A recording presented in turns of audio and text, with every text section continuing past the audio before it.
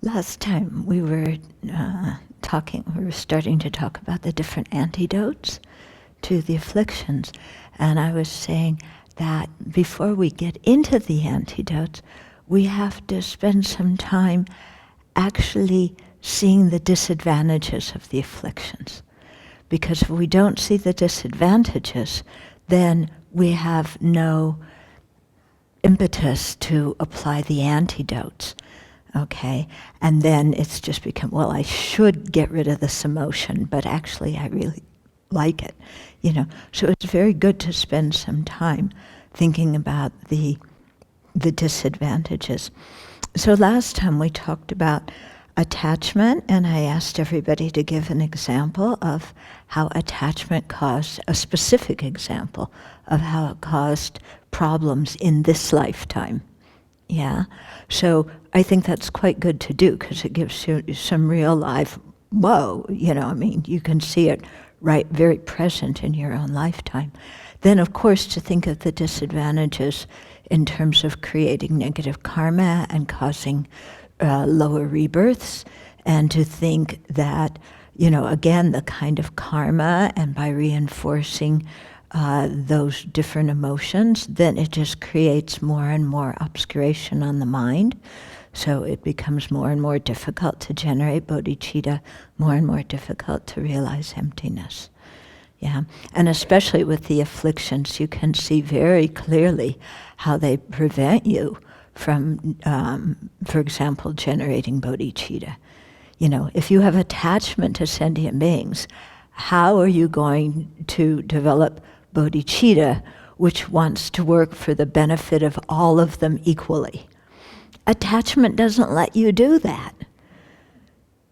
Yeah, so there's no way to generate bodhicitta when there's strong attachment in the mind, because bodhicitta has to be based on equanimity, and concern for all beings, whereas attachment, divides beings into, well, the ones that I like, that I want to help, and then the ones that, and then the other ones I don't care about.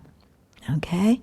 You can also see how attachment prevents you from generating wisdom. I mean, first of all, it takes your mind totally, on a journey in distractions. You can't develop any concentration. Yeah? And when you can't keep the mind a little bit concentrated, then, you can't see the object of negation. It doesn't.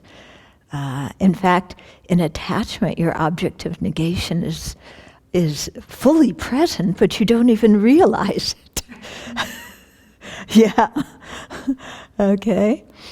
So it's good to really think about these, And then similarly with anger, the disadvantages of anger. So for all of the afflictions, you have, the problems that in terms of how they cause negative karma, which results in negative, unfortunate rebirth, how they block bodhicitta, how they block, wisdom. They might block in different ways. I mean, anger, again, how are you going to generate bodhicitta if you have anger? Because bodhicitta is based on love and compassion, and anger is the opposite to that. Yeah? So if you're, really harboring a lot of grudges and anger and defensiveness and resentment, bodhicitta is going to be hard, Of course, meditating on bodhicitta could be part of your antidote to anger as well. Okay, so I'm not saying you have to get rid of the gross afflictions before you, do these other meditations, because the other meditations are part of the antidote. But you can see that, it's hard to generate the antidote when the affliction's really powerful. And so anger, too, I think, in our lives creates a lot of problems. So like we did last time, let's go around and have everybody give a specific example. Okay, you don't need to mention the name of the person you got mad at, but a specific example, or maybe it's just of, resentment in general, but something specific and how it causes problems in your life. Yeah, not how it's overestimating things like that, but just how it, help make problems and suffering. Okay, so with anger, talking harshly to a loved one in the hope that that would change their behavior, it did the opposite. It resulted in then getting more angry at you, which caused you a lot of suffering. And then also the pain of feeling guilty afterwards for what you said. Okay, so anger and then again harsh speech. And then it pushed the other person away and created a real breach in the relationship that's been very difficult to mend. Yeah, so it's a problem. Yeah. Yeah, and especially if it's someone that you see frequently, then every time you walk in the same room, everybody's, it's like, and everybody's afraid to talk to each other and all. So it's kind of similar to what she did, out of anger, speaking harshly, and then somebody who wasn't an enemy became an enemy, and then again, it's creates suspicion in your mind. Both ways, people are suspicious of each other, which means there's a lot of awkwardness in the relationship, and a feeling of awkwardness and uncomfortableness. Yeah. Yeah, because what is this person thinking about me? And so we're not relaxed, they're not relaxed. And which affects everybody that's also. Yeah, and it affects, especially if there's other people around, if you're in a community of friends or a group of friends. Yeah. Okay, so yours was getting angry and shutting down and completely backing away from the friend who did something that you felt was morally objectionable. And it took you 10 years to, begin to see the other person's side of it. And, okay, so you lost a friend, and then it split the group of friends that you were both members of into different factions. Yeah. Okay, so your boss would give you lots of stuff to do. You got resentful. Like her, you backed away, shut down, put on the headphones, focused on your work, shut everybody out. And so you were suffering and gave yourself no way to resolve your own internal suffering. And how it affected the office that you worked in. Because when somebody's like that, boy, it ripples through. Don't we all know? You feel it, yeah? Yeah. Okay, so having a lot of expectations of people and how they should be, getting angry when they don't do that, and then taking out on them, sometimes withdrawing, sometimes just, dumping on them, and then again, it creates problems in the relationships, and you don't feel so good about it afterwards. Yeah. Okay. So a situation where you and somebody else didn't see eye to eye, you had different opinions, you got angry at them, and then the painful thing for you was that you kept on going around and around in your mind about why you're right and why they're wrong, and you're spending days on this, ruminating. And when we ruminate, it's really unpleasant, isn't it? Yeah. And then also, like you said, the relationship became quite strained. Yeah, not at all relaxed. But ruminating is very isn't it? And yet we can spend a whole lot of time doing it. The situation where you got blamed for following the rules, and then because of that, started speaking badly about somebody behind their back, and got all the people you worked with on your side. Oh, that was already in place. But you activated them. You reinforced the thing so that the whole school you were working in became very unpleasant to be in because there was so much anger. Yeah. So you get angry at rule breakers. Yeah. And because if people break the rules, then there's the fear of chaos. And that's quite scary. So, we've got to make people adhere to the rules at all costs. And you described it in terms of withdrawing, but that's not always what you do, if I can make a comment. It's one of the things you do, withdraw. Sometimes you let the person know that they're breaking the rule and that they need to shape up. Okay? And so what happens, the problem it creates, is a lot of discomfort in your own heart because the rumination, the fear that lies behind the anger, and then, of course, dealing with the people afterwards.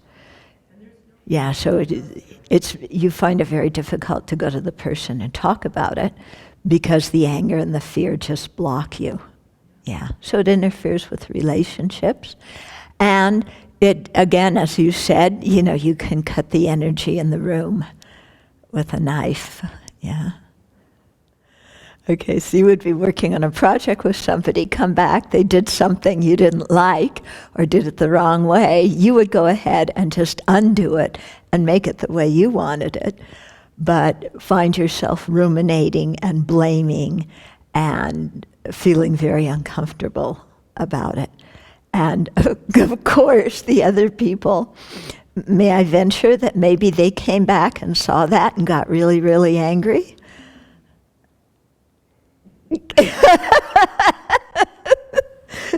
Maybe? Sometimes. Okay. Oh yeah, so you grumble. Yeah, that makes people pretty unpleasant, doesn't it? So somebody who's supposed to be assisting you and then doing what you don't consider assisting and what they may or may not consider assisting, who knows. But then the mind ruminating a lot on possible motivations for what they're doing. And that's another part of the rumination, isn't it? It isn't just rehearsing what he said, she said. It's, we have to do our psychoanalysis of the other person and attribute some sort of, really, mentally imbalanced motivation to them doing whatever they did. Yeah, even though they may not even be aware that we're angry because they don't see a problem in what they did. But for you, one of the problems is that you don't sleep well that night, because you're angry and you're ruminating, and so you wake up in the middle of the night and you can't fall asleep. So you can see some similarities in what people said, and also different varieties on different things.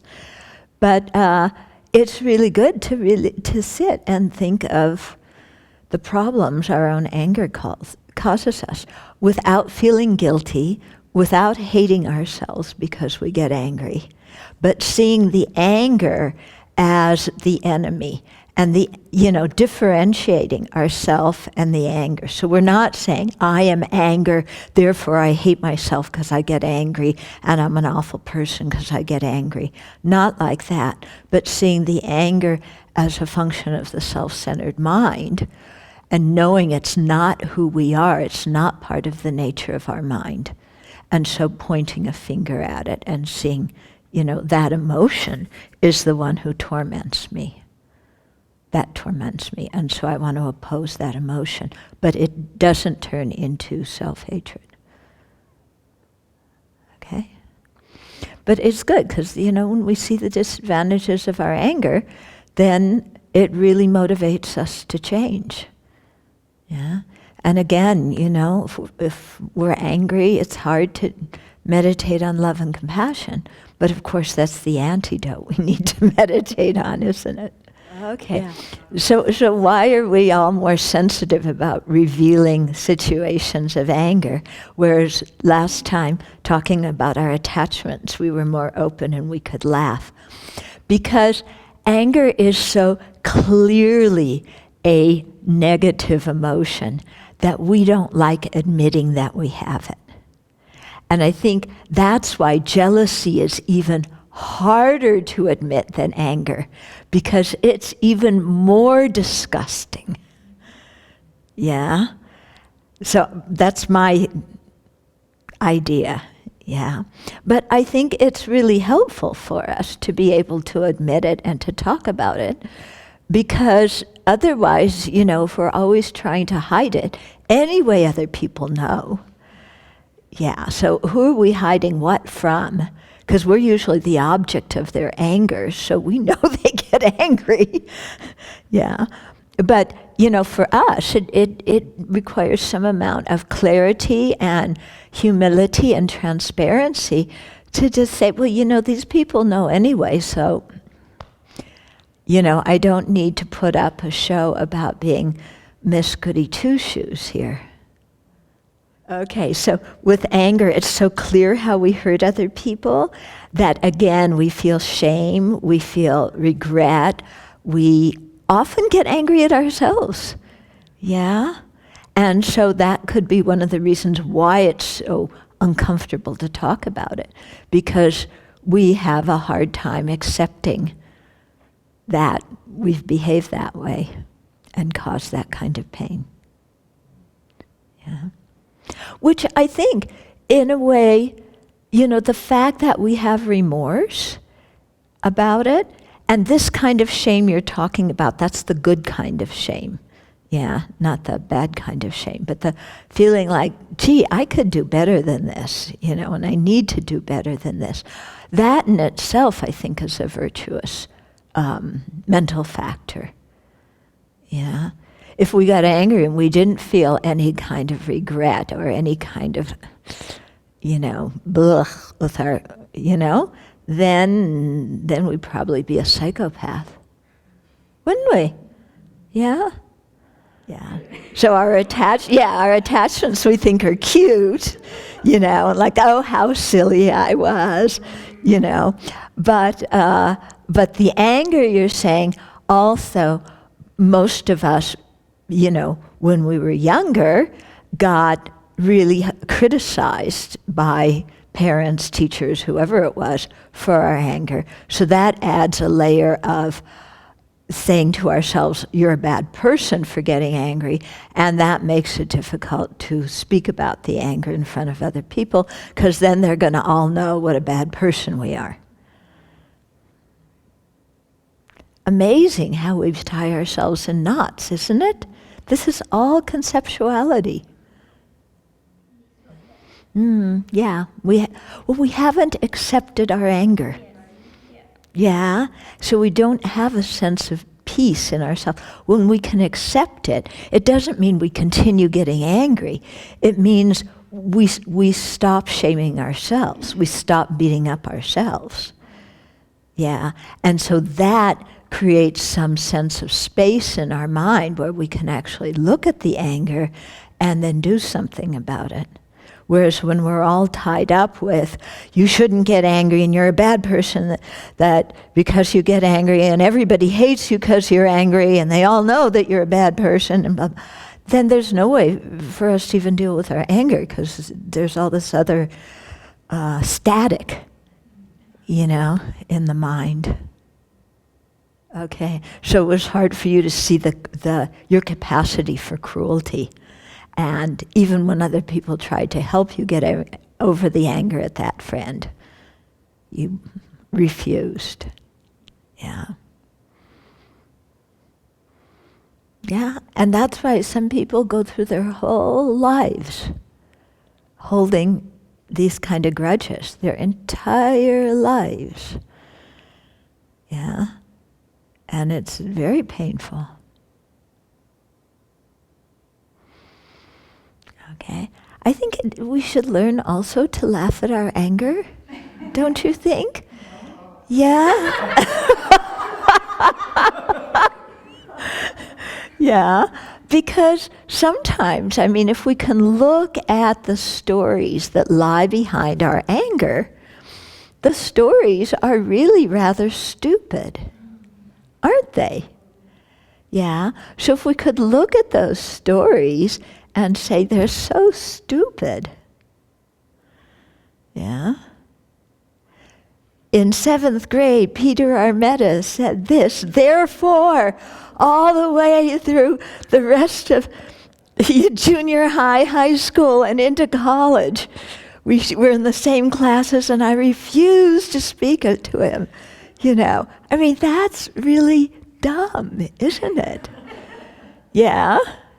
And I can tell you the story, and a lot of people would tell you, you were right to be angry at him. You should be angry. He was prejudiced, he was biased, he was anti-Semitic. You should be angry. And then, you know, but I don't want to hold on to that. I don't want to hold on to that. No way.